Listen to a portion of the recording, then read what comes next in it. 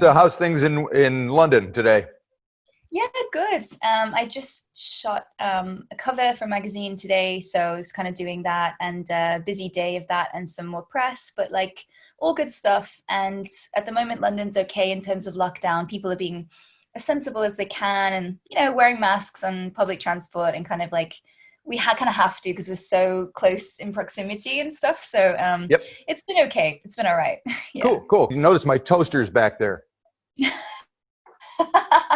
You want to be careful with those toasters, man. I did it in your honor. What can I say? So I have to admit that the thing that really drew me to this album was the fact that you did the song with John Cale. Yes. Because I've been a fan. In fact, I'll show you a picture of me and him 40 years ago. No. Oh my God, that's amazing. He's signing a record of mine, which is back here somewhere. Long time fan. Yeah. Yeah, so it's cool. So you have to tell me all about how you got him to help you out with this record. Yeah, so I think, John is interested in supporting Welsh artists. He's interested in people who come from Wales who are creating, because, it's an extensive history, which is an interesting one, and there's lots of oppression and stuff in Wales and, misuse of our language and other things like that. So, like, I think with him having left Wales, there's this kind of sense of connection and wanting to promote and help others that come from there. So he's always interested in what Welsh artists are doing. We have the same press agent in America. How convenient. Sorry? I said, how convenient. Yeah, it's really nice. But he just listened to the first record and really liked it and wanted to try some sessions together with something that he'd already created. So we ended up going to a studio in London together, and I ended up doing some vocals on top of his vocals that he'd already written.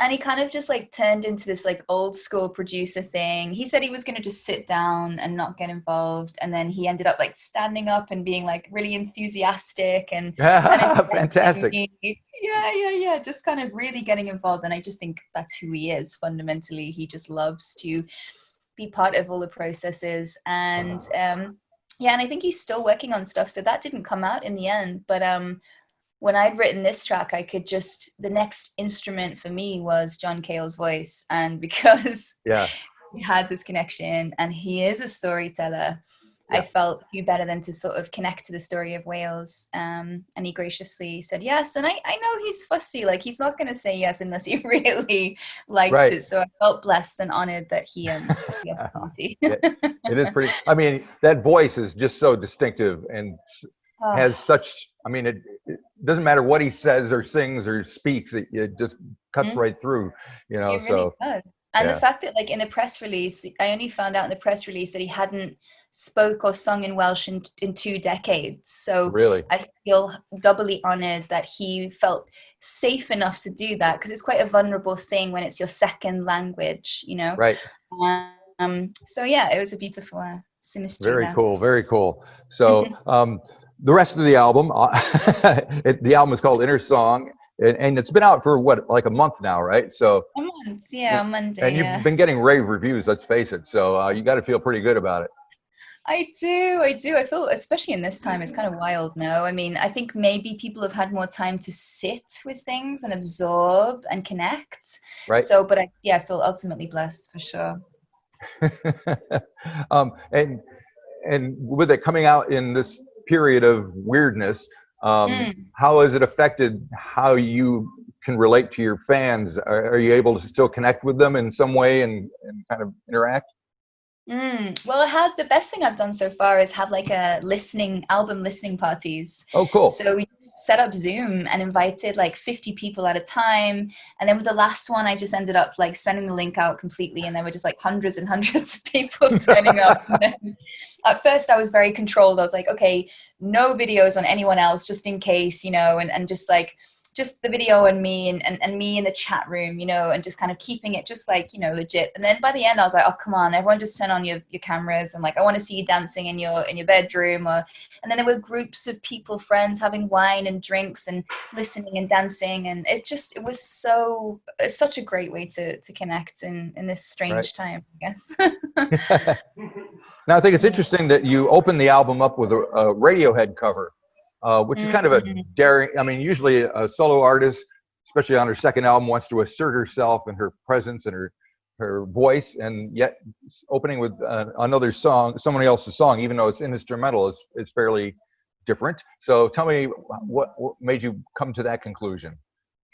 Well, I feel like an album for me, like a record, is a whole entire journey. And with any story, you have to start at the beginning. And so it's a format I respect so much. And for me, the beginning of this story was arpeggi, and sonically, the arpeggios for me were kind of like, because it starts very bassy and very low, and it was kind of like coming up from the mud back to the surface for air, or up to the light or something like that. Just sonically it sounded that way. And also it was the first thing I recorded post the first album, because I just always wanted to do it. I love In Rainbows, I love Radiohead, and I was like, arpeggi, wait a minute, where are the synths? You know, when I think of synths when someone says arpeggio. So yeah, it just made sonic sense to me. Kind of set the tone for the album, I think. And then it's followed by a song called On, which, from what I understand, you kind of conjured up the spirit of Keith Flint for that from Prodigy, is that right? Yes, it was called Spirit of Keith, literally, for the whole time, about a month before the album came out. Yeah. Yeah, so that was recorded on the day that he passed, and I just happened to be in the studio and kind of wanted to connect to his spirit in a way. And I think that's why it's kind of 90s tinge and a bit breakbeaty in moments, and quite euphoric as well as being kind of sad. Right. So it was a mixture of euphoria, which I feel like the Prodigy kind of had, and like the 90s was all about, but also mixed with my own experience in that moment and the kind of sadness of him passing. And yeah, and then even the lyrics, when I came to write them later, and the vocal melodies and stuff, it could kind of relate to him. It was my personal situation I was referring to, but like, so this is how it must go, and now I'm moving on. I mean, this guy committed suicide. Like, this could be connected to that. So you never know what you're channeling, and you are just a conduit, right? Ultimately. Yeah. So. And I don't know if you're aware of this, but his last show that he did was here in Auckland. No. So it kind of struck a chord to a lot of people here as well. So. Oh wow, amazing! It's just amazing how something like that affects so many different people, you know. And it's not just rock stars that, you know, it's just normal people. They don't realize. Yeah. The magnitude of the rippling of the energy of music, and that's what it does for us, you know. Yep. And then it's followed by a song called Melt, which with an exclamation mark. Why is that so important? So the exclamation mark is for the immediacy of the connection to what's happening with climate change for me personally. So with this, I found samples of melting glacial ice and people skating on thin ice and the sound of that. And that was kind of a metaphor for where I feel we're at collectively as human beings. And so I put those sounds into a track, and yeah, the lyrics are while you sleep, while you breathe. Like, this is a consistent thing. It's unending. It's not stopping or pausing for anyone. And so it was just to represent that immediacy of the situation that we're in, and be able to bring it into clubs and into dance spheres and psyches of people who are connecting to music in that way. You know, you can make dance tracks that are meaningful, I believe. So yeah, my best. And that's followed by a tune called Rewild, which I think you described somewhere as a sexy stoner song. My sexy stoner jam. Yeah, I don't know if I kind of got that one. Maybe the stoner bit, but yeah. It was just slower and kind of more like, I don't know, it was kind of unfurling. And it is the slowness in a sense of the rewilding of nature. So it was referring to the rewilding of my spirit internally, but also externally, what we can do with land, and the kind of trend that's happening at the moment of rewilding farmland, for example. And that is a slow process, but it's an unfurling, and it's a blossoming, and it's a beautiful process also, although sometimes painful. Yeah. Now, all the songs are co-written with a gentleman by the name of James Greenwood, if I'm not mistaken. So, and from what I understand, the line, which stands for "Love Is Not Enough," is kind of majorly his song. So, talk to me a little bit about the relationship you guys have as far as songwriting. Yeah, so we've known each other as friends for like 11 or 12 years now. And he's the first one that kind of encouraged me to really go for what I wanted to do, helped me to engineer stuff, helped me to put the first album together. And we just know each other so well. He knows exactly what I need in every moment. Even when I'm really bad at explaining it, he kind of just like knows. And we push each other in different directions, but it's a very fruitful collaboration. He's not interested in the details. I'm interested in the minutia. I'm interested in the nuances and things and the flow and the knitting together of the energies, as well as the ideas and as well as the songwriting. So we work really well. But he had written a whole second album under his guise of Ghost Culture. And there was this track, and I can't even remember what it's called now, but what the basics of the chords and stuff is what he'd written. Completely different lyrics, but a fairly similar melodic line. And then we just K-load it, as he called it, in terms of production. So we used my production and what I'm interested in, the sounds I'm interested in, and then I completely rewrote all of the lyrics and a lot of the melodies, added harmonies, and it just became a K-lo track. So yeah, but that was great. I've never done that before, and that was Cool. a good starting point for me to try, Right. just kind of see if that could work or not, you know. Now the song Night has a line, "It feels so good to be alone," which I think a lot of people can relate to these days because we're all stuck in our places wherever we are. Right. So Right. kind of predictable. Quarantine anthem, apparently that's what it's become. Yeah. But I mean, I think people need something affirmative like that, even though you didn't know at the time, because I mean, there's a lot of mental health issues going on as far as Yeah. people dealing with all this stuff. So have people talked to you about that much in relationship? Yeah, I get heaps of messages and comments and stuff about this, which is what it's all about. Like, I'm here to connect with people, and my journey in the last 3 years has been kind of going into myself and actually facing myself and being with myself. And I think honestly that's the best work we can do. It's very hard, but that pause is necessary, and that inner work is necessary to deal with your pain, to Right. not be afraid of taking responsibility for your pain so you don't bleed on others, and ultimately to improve your own life and how you feel in your psyche, and to understand yourself better can only be a good thing. Of course, I'm talking from a very privileged position as someone who's safe enough to do that. And I'm Right. hyper aware of that, right? Yep. So, you know, I try to donate and stuff to charities that give out free mental health services and set counseling sessions to people that can't afford to do it. Because I've only just in my life been able to afford that in the last few years myself. So, but there's many different ways you can kind of go about it. But of course, to have that support is wonderful. Cool.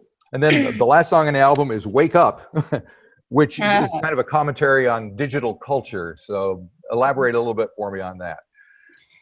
It kind of, in a sense, was as simple at the beginning as me waking up every day, swiping through Instagram and being like, what am I doing? At the point Right. where my psyche is most tender and most vulnerable, I'm taking in all these images and words and things. And I just felt like, Kelly, wake up, like, you know, and don't wake up that way. So Right. the lyrics kind of came from that, and just a commentary on culture. So it's not an attack, because it's an observation, and it's something I'm observing about myself as well as, you know, society in general.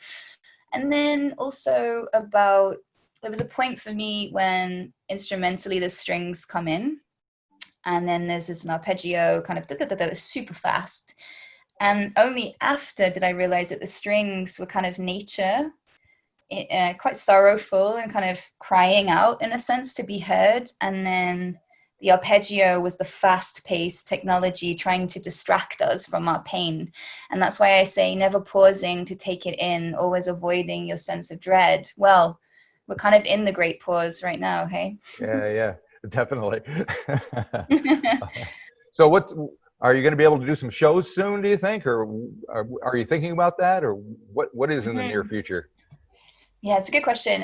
But we've booked a tour for March, April next year, and there's a festival booked in America, and then there's stuff for the other half of next year. So the earliest will be March, but, you know, Right. again, you just have to see how safe it is. And Yeah. In the at the meantime, you same can be time, creative. Exactly. There's so much to do. I'm actually writing stuff for screen for the first time, Oh, which is great. something I've always wanted to do but never had time to do. So kind of experimenting with that and kind of just entering these new worlds and just throwing myself headfirst into them and hoping for the best. There you go. And hopefully someday you get down here and play for us as well. We'd love to. Well, this is what we're talking about already. So maybe end of next year, beginning of the year before. Like we're kind of, yeah, we're on it. So it's good. Yeah, It's that's nice. what I like to hear. Yeah. Well, I've been dealing with these folk. I got a room full of people. There's a video Yeah. crew that, hi guys. Bye. Everything's happening at once. But thank you so Aw, much for talking to me. I appreciate it. And of hopefully we course. will Thank see you next you. year. And Absolutely. yeah, Of course, come down to the show and like we'll make it happen. Yeah. yeah, absolutely. All right. See you later. Have a good Cool. day. Take care. You too. Bye-bye. Bye bye.